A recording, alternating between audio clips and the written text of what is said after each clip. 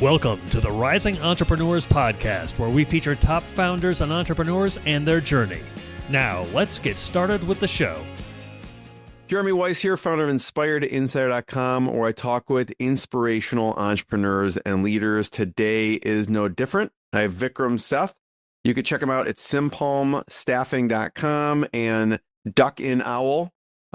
It's duck in the letter N and then owl.com. And Vikram, before I formally introduce you, Vikram has a fascinating background, fascinating journey, which we're going to dig into. Before I do, I always like to point out other episodes of the podcast people should check out.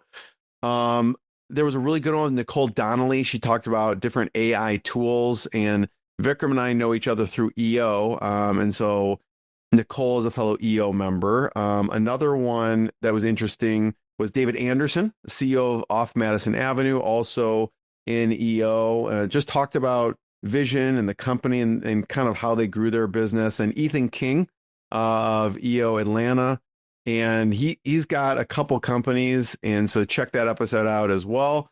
And this episode is brought to you by Rise 25. Rise 25, we help businesses connect to their dream relationships and partnerships. We do that in a few ways. Number one, we're an easy button for a company to launch and run a podcast. We do the strategy, accountability, and the full execution and production. Number two, we're an easy button for a company's gifting. So we make gifting and staying top of mind for your clients, partners, prospects, even your staff. Simple, easy, and affordable. You just give us a list, and we do everything else. It's not less of like one-off. We like to send a campaign of gifts. So think every 4 months for 4 to 5 years. All right. For me, Vikram, I think much like yourself, the number one thing in my life is relationships. I'm always looking at ways on how I can give to my best relationships. And I found no better way over the past 15 years than to profile the people and companies I admire on the podcast and also send them sweet treats in the mail. So if you have questions, go to rise25.com or email support@rise25.com. I am really excited to introduce Vikram Seth. He's the founder of Simpalm, and they create niche digital solutions for companies. They also have a staffing solution where they're focused on Latin America, a virtual assistant staffing company, which we'll get into. He's also, if he wasn't busy enough with that, he's co-founder of Ducknowl, which is a talent screening and assessment platform. So basically, the platform helps you to save time, reduce cost, and screen the best talent. And the two companies help U.S. businesses scale through technology and top talent through Latin America. And his journey is very interesting. It's really, Vikram, I think you agree, the American dream of hard work, grit, washing dishes, to Georgetown, to building global teams. And I'm excited to have you. So thanks for joining me. Well, thank you very much, Jeremy, for having me. And, thank you very much for all the kind words. Start off, we're going to get into your background journey and how you got here, but just give people a simple overview of Simpalm and then Ducknowl. Sure. Simpalm actually has been started almost like over a decade before. Me and my partner named Piyush Jain. When actually he started this company with a vision of, the technology on the palm, right? What does that mean is if you see the name of the Simpalm, he was having a vision, SIM card on your palm so that, the custom solution, the mobile apps and everything that's the vision of the the company, the technology side. When I joined him actually as a partner, then actually, obviously, my whole background of my entire life story is all about the people, connection, relationship. And I brought the, the people part into it, where actually we got heavily involved in technology staffing, where actually we work with a lot of enterprise clients here in US, such as Blue Cross Blue Shield, Best Buy, all those type of, the enterprise client. While working in the technology and staffing industry for almost like a 7-8 year, we realized that there are some issue in the process. There are some issue in actually assessing the talent as well. So then actually we ended up creating another SaaS product called Ducknowl. I guess this makes perfect sense. You're like, we have a staffing, yes, right? And we, you provide the, some niche digital solutions for companies. You're providing staff, and now you have to screen them. And you're spending a lot of time on that. No, 100%. And Jeremy, there is a funny story behind it. We didn't have the intention to create Duck and All as a SaaS product. When actually me and Piyush, we developed this product, we developed to use this product internally. I mean, so that our process can get better. I mean, like when actually we submit the candidate to our enterprise client, because what our competitor was bigger companies, other staffing companies. They were a lot more bigger. They were a lot more workforce. Only edge that we have was, the technology background. So that's exactly what we did. I mean, rather hiring a lot of like the army of the people, which anyways we couldn't afford it, we ended up, creating the technology. That technology can actually help us to get into the front of those hiring manager. So the entire Duck and All idea was just to use the product internally. And I was lucky enough, when actually we created this product, I mean, like a lot of our clients start asking, hey, by the way, what product that you guys are using? It's a great product. So this happened with us 4 or 5 times. And then I was lucky. I was surrounded with like, great minds like you, and they told me like, hey, maybe this is the time for you guys to create another company and make this product a SaaS product. So no more secret sauce anymore. So then actually, like me and Piyush actually, we came with the decision that, okay, you know what, we should actually make Duck and All as a SaaS product. And then actually we should start, letting other staffing companies or even the companies to know that, this is the right way to do assess the talent. So that's how the Duck and All came into existence. What were the key features, Vikram, that you built into that for yourself that you found maybe weren't in other solutions or that was just important in this process? See, I mean, the Duck and All is also a little, Duck and All is very close to my heart also because it also tells a little bit of my story as well. What happened? I mean, not necessarily. I mean, I personally feel like because I have an experience with that, I mean, sometimes resume doesn't speak much about your skill set, right? Specifically, I mean, or especially, I mean, like I'm talking about like, before AI, before Chat GPT, at that time when I was actually looking for like a job, I mean, maybe I was not very good in writing the resume, but that doesn't mean I'm not good at it. What actually I was good at it, but I never get a chance. What Duck and All does is, I mean, obviously, I mean, like a Duck and All give you a fair chance to showcase your skill set in a video format. So if you are not good in writing the resume, you will get another chance to present yourself in a video, right? And Duck and All also give you a chance, to showcase your skill set in a multiple choice question format, where actually if you are a strong candidate, your skill set actually will be displayed in your test result, right? So with all the data that actually have, I mean, whether actually is, analyzing your communication skill set via video or, like checking your skill set via multiple choice question test, I mean, that actually make you, I think competitive candidate in front of like a lot of other candidates. So basically, I mean, Duck and All sees the candidate beyond the resume, I hope I answer you. Yeah, talk about the name. Okay, the name. Well, I mean, the name is a funny story. I mean, obviously, I mean, when actually we were brainstorming the name, we want to have some name that actually has some sort of the, like the reasoning behind it. If you see the Duck and All, if you have ever seen the duck is trying to find the food from the mud.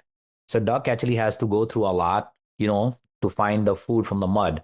So exactly in the same analogy, I mean, like when the resume touches a Duck and All, so Duck and All, if the 50 people apply for the same job, Duck and All can tell you that who are the prioritized resume, which resume that you should go first to the recruiter. So basically, Duck analogy come from there, try to find the best resume out of like, hundreds of resume. And the owl part comes from like owl is a symbol of wisdom in a lot of different cultures. The owl part also come with our cameras. You are on the video camera. If you try to cheat, we have a AI proctoring as well. We will let recruiter know that you were trying to cheat. And our whole video aspect actually come from. And also we have over 350 different tests that covers technology, non-technology, psychometry test. So that's where the owl part comes. And if you combine both, so we came up with the name Duck and Owl. You mentioned it could help catch cheaters. How does that work? Well, I mean, for example, I mean, if we have seen that in the past when actually we were working in a technology side, if you send somebody a test, via link, anybody can do that test. I mean, like if you are sending that test to me, I mean, my friend sitting in India, they can do that. to stop that or to minimize that, actually, what we did is uh, we bring the concept of like a AI proctoring. For example, I mean, if you and all AI proctoring, if you try to, if for example, somebody else is taking your test or even you are taking your test, we take the random picture during the test. And also, if you try to navigate away from the screen, we record your screen, right? And all that information is going to recruiter. And also, I just want to mention one more thing. We are not doing anything without telling the candidate. Candidate is a fully aware of this functionality, right? So this actually will minimize, the situation or the scenario where actually, like somebody else is pretending you. I noticed on your site there's a couple features as far as, you're screening candidates in a specific way. And I know companies have been sued for biases. Can you talk Yes. about how your software relates to that? Correct. I mean, as I said earlier, I mean, like in our case, I mean, if any candidate apply, everybody get like, the video screening request, and all the candidate will get the same set of the questions, right? So, if all the candidates get the same set of the question, then actually the second round is we actually invite them for the technical screening, where every candidate receive the same set of the multiple choice question test. Definitely, I mean, our entire hiring is based on the merit. The first is, like how you are actually articulating, the how you are articulating yourself on the video. The second is, your result in the test. And all the data is documented. So if anybody want to see that, why you give a chance to Jeremy or Vikram, we have the proof for that. Hey, you know what? Jeremy made a great score and Jeremy answered all the video question in a very structured format. That's why the Jeremy got the interview request, or where actually we invited Jeremy for the final round of interview with us. So in my experience, that makes entire process, the data driven, and the bias free. And in addition to that, I mean, sometimes we have noticed that, or feel where actually, Jeremy is a great candidate, but then there is a Vikram is a second best candidate, but we only have one job, right? But now we have this dynamic data. If tomorrow, I mean, I have a same job pop up, before even opening up the job and spending money on Indeed or LinkedIn, I will actually call Vikram first, because I know that Vikram was my second best candidate when actually I was working for this job, a month before. So basically, Ducknowl helps you to create a dynamic library of the candidates. I'm curious, you've helped companies hire tens of thousands of people over the years. Yeah. What are the biggest mistakes you see people making with the hiring process? Yeah, I mean maybe ones you made early on before you had all these fancy in my tools. experience, I mean, I personally believe that, I mean, nothing is perfect, right? I believe that, when you hire somebody, I mean, you gotta need to be patient enough. The first month is gonna be the storming phase, right? It's not like that the candidate is gonna come and start delivering it. No, that's not gonna happen. It's a storming phase, and then actually it's gonna be the forming phase where actually the person is gonna assimilate to your team. Then there is gonna be the norming phase when everything is gonna be the normal, and then is gonna be performing phase, right? And I feel like the biggest mistake the people do that. I mean, sometime, I mean, I've seen a lot of project, they they ended up losing a great candidate in the hope of the finding a great candidate. Why? Right?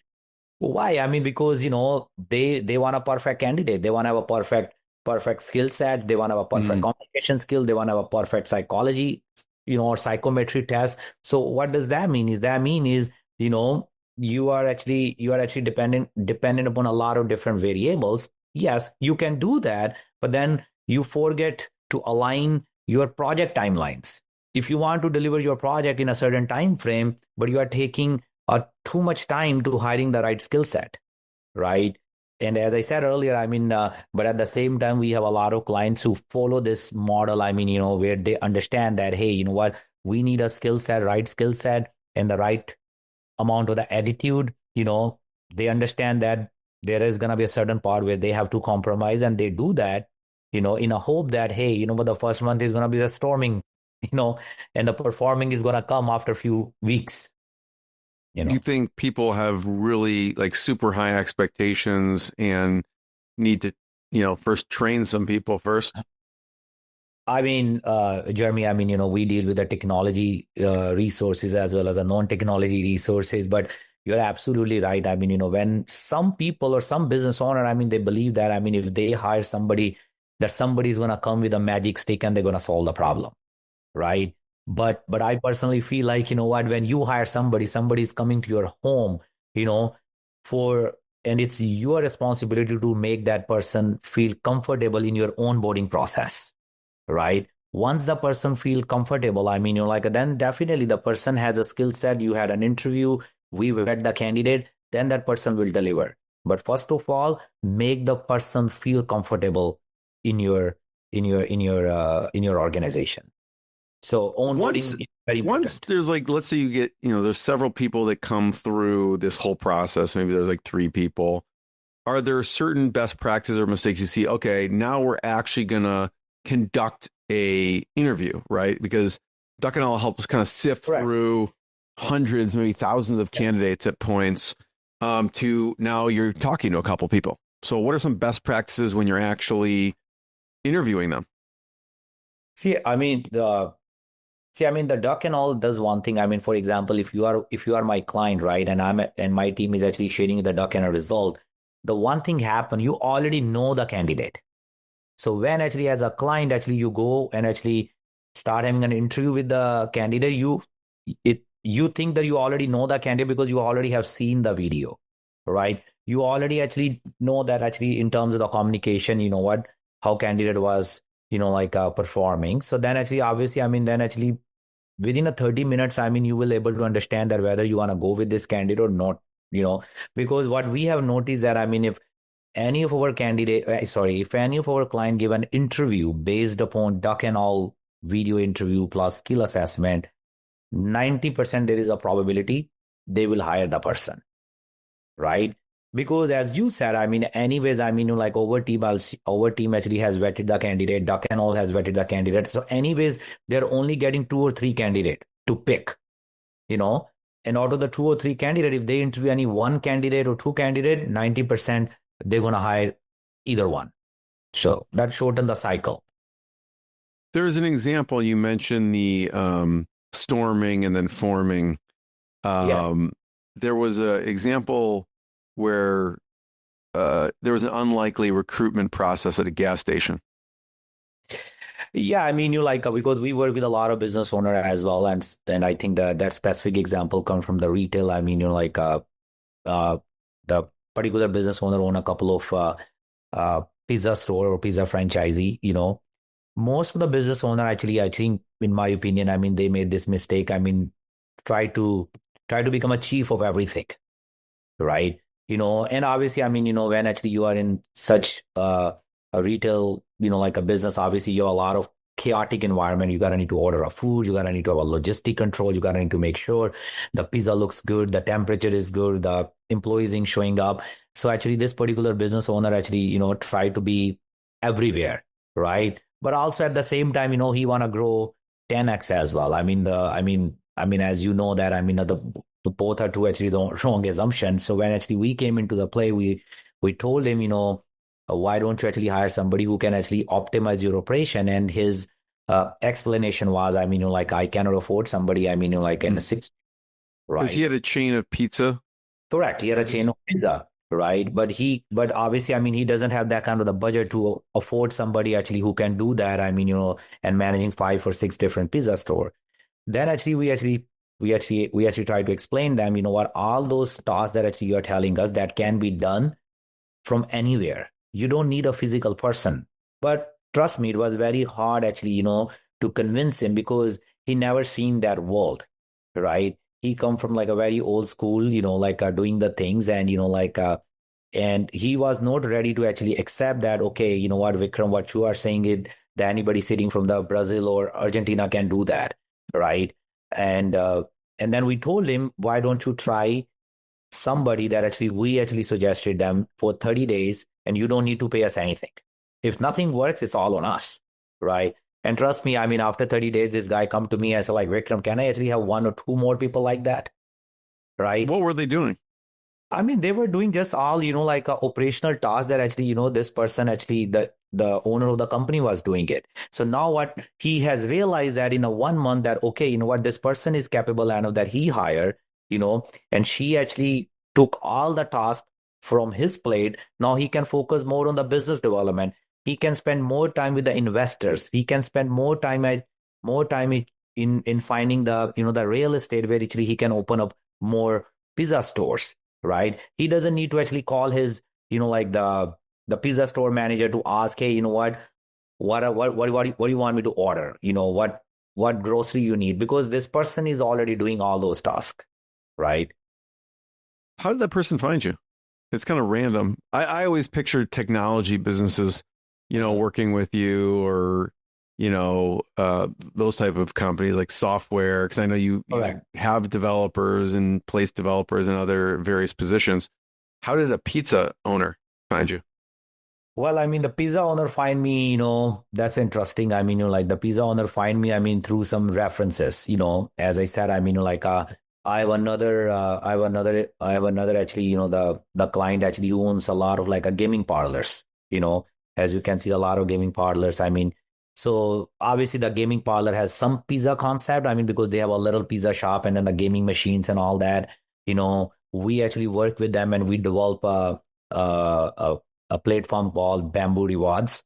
And they were friends together. And, I think over the drinks, I think they talk about, I mean, how they actually optimizing the resource and actually, like making sure that, there is a, like a enough amount of the delegation happen. And that's how actually, over another client actually help us to connect with this another retail pizza store owner.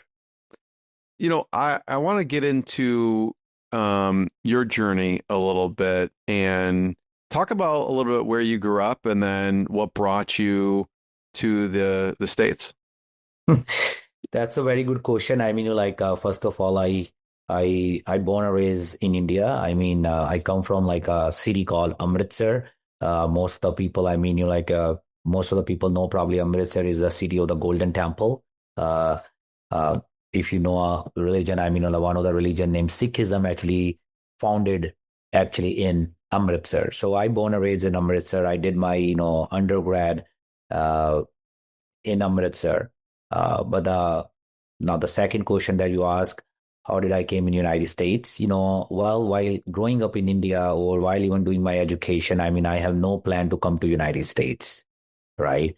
Because I come from a very different background. I mean, like I always used to tell people, I mean, when you grow up in certain circumstances where, you were told, to dream. I mean, coming into United States is a big dream. So I was told, I don't have a right to dream above my means. And I come from a blue collar family and as you know that, I mean, when you actually born and raised in a country like India, I mean, you are destined to be a labor, right? So there was no question of, there was not even a 1%, like a 1% actually, there was not even a 1% chance of me coming to United States. So me coming into United States is all accidental. I would say like that was my destiny and I ended up coming over here. What was the first step? It sounds like from when you're telling me the story, there's no chance of you coming here, but you did. So what was the circumstance? Well, the circumstance was, I mean, I did my bachelor, in India, uh, and I want to pursue higher studies in India. I mean, uh, I was a mediocre student. I was not like like the brightest of the brightest, but for some reason I couldn't make it into my master program anywhere in India because I was looking only for those school who actually take me as a free education, right? Because of our financial restriction. I mean, my father couldn't or my parents couldn't actually afford that higher education. So I was only targeting those school that actually can give me the free education. And for some reason, because of the system in the country or because of my abilities, I couldn't able to make it, right? And then actually, uh, there was an opportunity comes to me where that opportunity actually took me to another country in Africa. I mean, some of you probably know this country as one of the best safari in the world, but I didn't go to that country to do the best safari. I went to this country to do a work, and the name of the country is Tanzania. So at the age of 2022, at the age of 22 year old, I left India and I ended up going in, Tanzania. And my door, my door to USA actually opened from Tanzania. So I'm always grateful to Tanzania as well. I had a great experience in that country. I mean, that was the first time actually I exposed myself to a totally different culture, totally different race, and I think I was lucky enough. I mean, such an early age, at the age of 22 year old, I mean, I was able to understand the human connection, the relationship, and the power of, and power of being just like a genuine human being. I mean, because a lot of stuff happened in Africa that made me to think that, you know, if you as a human being, I mean, you want to try to achieve something, there's a whole universe behind it who is ready to actually help you, right? You don't necessarily need to depend it upon your family or the friends that you know them for a long time. Stranger will come forward and help you. And that happened with me. That happened with me in my life. A lot of people who know me, they know my story. And, how can, Jeremy, I mean, a stranger can give you 15,000 USD in a year of 2000, like a six. So that happened with me. Stranger gave me 15,000 Why? USD. Why do they do that? Well, I mean, I needed them. I needed the money. I mean, that was I needed the money. I mean, to come to United States or to apply for my visa, and I borrowed 15,000 USD from them. But I returned the money. But I mean, the thing is, for me, it was a mind-boggling. I mean, me coming from a different culture, different race. I didn't born and raised in Tanzania, but somebody actually just like a stranger that I know him. Maybe last for like a 3 or 4 months. And I told him this is my problem. I really want to apply for the US visa. And actually, this person come forward and he's like, you know what? I'm here to help you out. So, so that is very human to me. That was very surreal to me. What was it like then when you came to the US?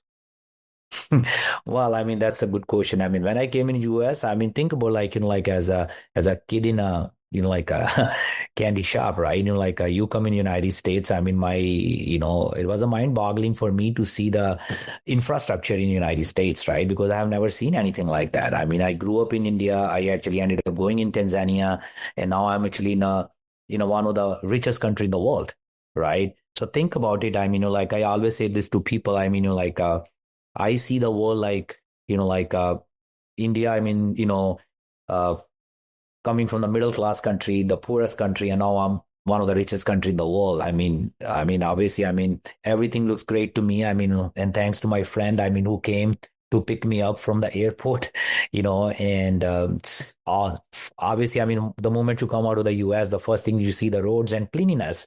And that was mind blowing to me. Describe the scene in India and then Africa compared to the US then. I mean, it's a very hard to describe that. I mean, but I'm gonna try my best. I mean, for example, I mean, if you go to India, I mean, there is a lot of chaos. I mean, because obviously one of the biggest population in the world. I mean, people are nice, but obviously there's a lot of things that are happening at the same time, right? In Africa, I mean, the things are very slow. In Africa, people call this no hurry, no worry. This is Africa, right?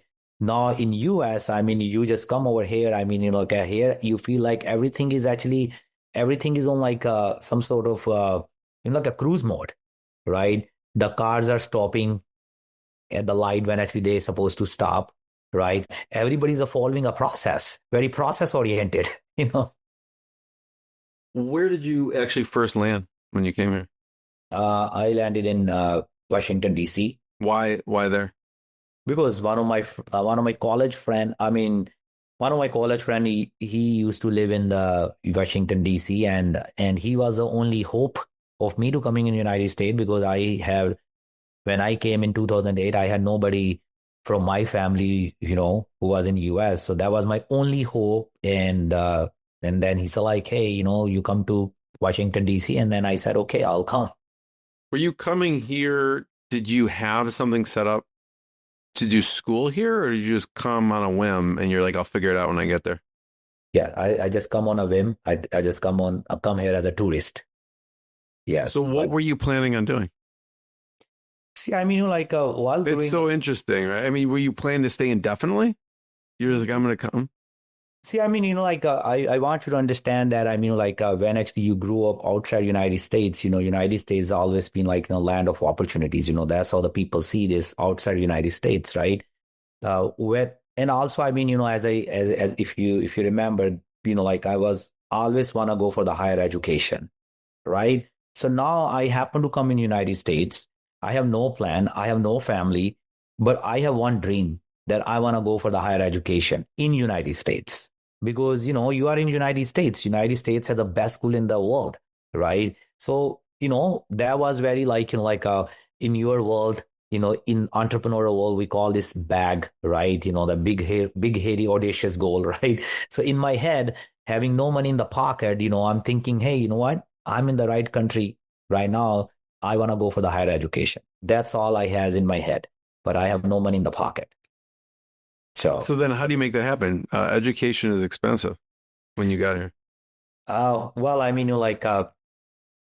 as I said earlier, I personally believe where there is a will, there is a way, right? And what happened in Africa, where actually the stranger come forward and acquaintance come forward to help me out. I had realized that the law of attraction, very quickly, early stages of my life. When I came over here, obviously, as when you come over here, I started working as a I started my career as a dishwasher because I couldn't find any job over here. 2008, Jeremy, that's not the best year to come in United States, and especially, none of the retail store were ready to give any jobs. So I ended up going into as a dishwashing.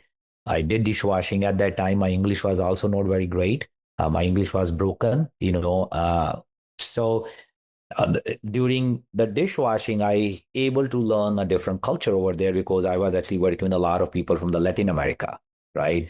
From people from the Mexico, people from Guatemala, people from Honduras, Brazil, all sort of the different people. The only one thing was common with me and with them was, their English was broken, my English was broken. Right. So we both kind of consider each other at the equal level, right? And to be honest, they were the only one who come forward and actually, and accepted me as their own first. I've been into a lot of different situations where actually uh, a lot of people from India, they look down at me. I'm sorry to say that, but most of the people who born and raised over here as an Indian American, they were they were making fun of my accent, right? But the people from the Latin America, they were not, because even though I didn't speak People Spanish, from India were making fun of your accent? yes, 100% people who born and raised over That here. seems weird. Well, there is, people people say that racism actually racism doesn't restrict only at the color level. In my experiences, racism exists at a various different level, right? Like for example, maybe I look same the way I look I, but they're probably looking at me and they're probably laughing at me. Oh, you know what? You're pronouncing this word incorrect. Then they laughed at me, right? Definitely English is not my first language, but that happened with me, you know. Uh, but not everybody's like that. But where I feel more, like a closeness, with the people from the Latin America, because as I said, maybe the commonality was I don't know the language, they don't know the language. Even though I don't speak Spanish, I don't speak Portuguese, they don't speak Hindi or Punjabi that I speak. So we used to communicate with each other with our hand gestures, with our literally, the pure emotions, the face and all that. So that bring a lot more closer to me to that culture actually, What and did you want to go to school for then at the time at George? You went on to Georgetown, right? yeah, but going to the Georgetown was not easy ride, because obviously, there is a story behind it of how that happened, dishwashing to the Georgetown. Uh, like when I came in this country, I want to go for the higher education. And this is where actually, while working the kitchen, this is where actually I met Piyush, who happens to be my business partner, right? He came into the kitchen, and then I asked him, I want to go for the higher education, is there a way that you can help me, right? He said like, yeah, I mean, this is my business card. Why don't you call me? I said like, you know what? In US, everybody give a business card, but nobody picks up the phone. Everything goes to the voicemail. I'm already very frustrated. Please don't give me your business card. And he said, I'm not that type of the person, maybe you just call me, I'll help you. And then I remember that actually I called him, and I said, hey, you know what? This is where I want to go. This is I want to go for the higher education. And I remember that. I mean, he picked me up. He took me to some of the schools. I mean, then actually I was able to get myself into one of like a very small school. I don't think so that school exists anymore. Its name is Stratford, very private school. I actually went over there and actually I got admission. Right now, I'm working in a restaurant, so that everything is going fine. But while working in a Stratford University, I still feel like that's not the school that actually I imagine in my dreams. Because when actually as an immigrant, you see American university, what comes into your head? You, your head comes like a big you know the big campuses, right? Lush green gardens, like all those buildings comes. But where I was going in a school, there was a simple like office building, and I was going over there once in a week, right? And I was not learning anything new because that school was there, but I was not learning anything. And then one day actually I was in the kitchen, and then I was on my break. I was browsing an internet, and I asked the owner of the restaurant, hey, you know what? There is a one school pop up. And I was so naive. I asked the owner of the restaurant, what do you think about this Georgetown? And then the owner of the restaurant looked at me and he's like, are you kidding me? I mean, this is one of the best schools in the country. What are you trying to do over here? Are you trying to go over there and get admission? I said, like, I didn't ask you about that. I asked you, how is the school? He's like, it's a great school. uh, the long story short, I mean, then I asked my, current partner, the business partner, hey, you know what? How is this school? He said, like, it's a great school. And he said, like, you should apply for that school. And he jokingly told me, like, you know what? You should go and meet people there. I took it very seriously. I ended up going over there and meet the dean of the Georgetown. Did you just walk up and knock on his door or what? Or yes, her door? Yeah. I just knock on the door. Right. Yeah. So, and I was lucky enough, I was able to get it through. And what did you say when you walked in? Can you let me in here? Like, no, 100%. No, you're right. I mean, like, I think about it. I mean, at that time, my vocabulary was very limited, so that's what I said. He asked me, how can I help you, son? And I said, like, you know what, sir, I mean, this is how I used to pronounce at that time. I said, like, sir, I mean, I need admission in the school, and I need your help. So I was very direct.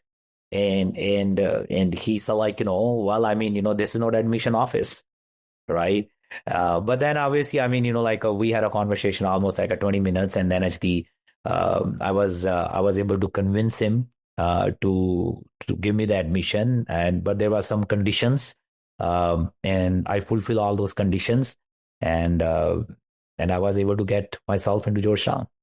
What were you studying there when you went? I actually studied over there entrepreneurial biotechnology. That's the first time that I heard the word entrepreneur from Georgetown, right?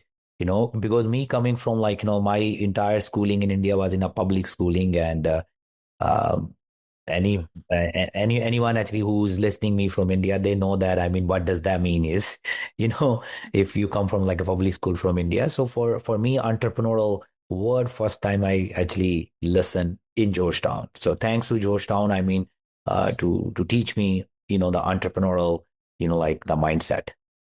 So Vikram, once you finished there, when did you start working with your current business partner? Well, I mean, once I finish over there, I mean, obviously, I mean, I was looking for a job, right? I was looking for a job actually in a pharmaceutical world or in a biotechnology world. There is a funny story also. I mean, if you allow me, I mean, I'll happy to share that, how that happened. I mean, See, I mean, when I actually graduated from the Georgetown, I was actually international student, right? So obviously, I mean, I have a lot of visa restriction and everything. A lot of time, I mean, all these big companies, I mean, like they say that, I mean, we are open for everybody, you know, E and O, blah, blah, blah, right? But the moment you apply, your application doesn't even go to them. All those applicant tracking system, they rule you out. The moment you say that I need a sponsorship in the future, right? No call, right? Mm, right. Doesn't matter, So obviously, I mean, I didn't get any phone call. I was getting frustrated because having a degree from the Georgetown, and the clock was ticking, and You need a job to stay in the country. yes, yes, I needed a job, and then one day, I mean, like I was standing in the bus stop. Somebody, I mean, I think the lady was from US. And she looked at me, I looked at her, and she asked me out of the blue. I mean, she asked where this accent come from, right? My accent. And I said, like, yeah, I mean, I born and raised in India. Uh, Before I say anything, she's like, oh, you must be working in technology, right? You must be working in a technology. I said no at that time, but then I came back home. First, I thought like, okay, why she was labeling me, but then actually I thought, She's labeling me. right, but then I thought like, you know what? She gave me the great idea, right? She gave me the great idea because you know what? Maybe I'm banging the wrong door. Maybe I am not over here for the working in a pharmaceutical, you know. Maybe this face is not for that. Maybe this accent is not for that. This lady is teaching me something.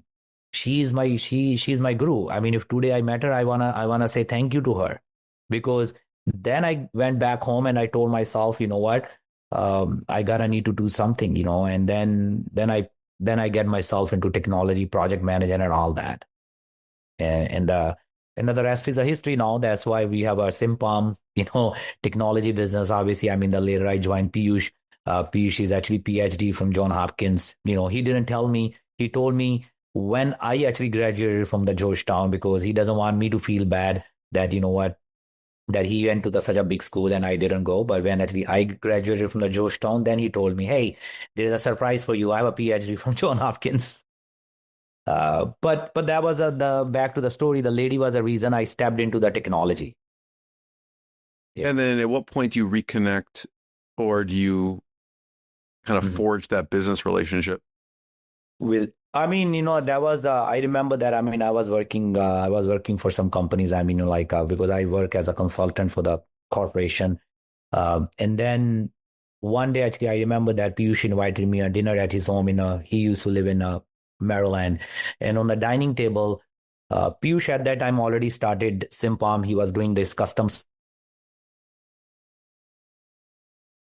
I mean, how this, like the staff augmentation has been working, and how is this being actually been handled here in United States. And I think, uh, we can do in a better way. And then he said like, but that, I mean, you are going against a lot of big companies, I said like, but I want to try. And then as usual, he said, if you want to try, I'm in, I already have this company that I actually registered. Why don't you actually work with me and try your idea? And then actually I asked, what would if this idea work?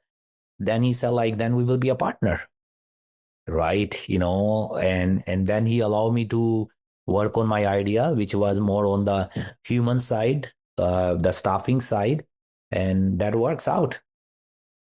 Vikram, what strikes me about the journey and the story is your mindset. Mm-hmm. Each piece you could have stopped. You could have given up. You could have listened to everyone else who says, this is impossible. What was it early on? You could have never left India in the first place, right? What do you think it was in you that's like, you know what? I know that I grew up in this blue collar family, but I'm going to do this other thing. I'm getting out of here to the US or Africa or whatever it is. What was it? Where did you get that mindset from, you think? I think, I always say this: necessity is a mother of invention, right? When you have nothing to lose, you have to play your card, right? I mean, for example, when I came in US, I mean, yeah, I could have actually adopted that path where actually, I could ended up actually in the restaurant industry and actually, like working actually as a undocumented or working actually as a, but I saw the life of those people when actually I was living in the same home where actually all the Latin American were living. I was listening their first-hand stories, right? And then I told myself, you know what? If I wanna, and even they told me, like in the Spanish that I can understand that, they told me like, what, this world is not for you. And then I told myself, if I want to live in United States, I need to go and educate myself, right? Because I don't want to have that life. And now, you know what, Shusa, like where I get this positivity, the energy, I think from the people. Because think about it, I mean, all the people, the Latin American people that I'm living with them, they have no blood relationship with me, but they have an expectation. Okay, this guy will do something different because they were watching while I'm going to the school and I'm also washing the dishing. So for them, actually, you know what? Really doesn't matter what country I come from. For them, it really doesn't matter. I mean, what religion I come from. For them, what really mattered was I am working with them in the same kitchen, and this is a guy actually who tried to do something different. So there, all the positive, the blessings were helping me in somehow that give me the power so that I can go and knock the door of the dean with my broken English. The other thing that strikes me is that you, even from getting to the US and then getting to Georgetown and further, you put it out there and you ask, right? Yeah. You just take action. You Mhm. march down, you knock on the dean's door, you ask. Probably same thing. You weren't like hoping and dreaming of $15,000 to get the visa to come over to the US. Like you probably put it out there, I imagine. You talked to a bunch of people, how do I do this? And you asked, and you took action. Yes, of course, like someone was generous to help you, Yes. but you have to put it out there, right? And that's what you did. I'm wondering, I have one last question. Vikram, first of all, thank you. Thanks for sharing your journey. It's fascinating. It's amazing what you've done. You plop someone in a foreign country and then, with nothing, Mhm. no money or anything. And so Yes. it's really amazing.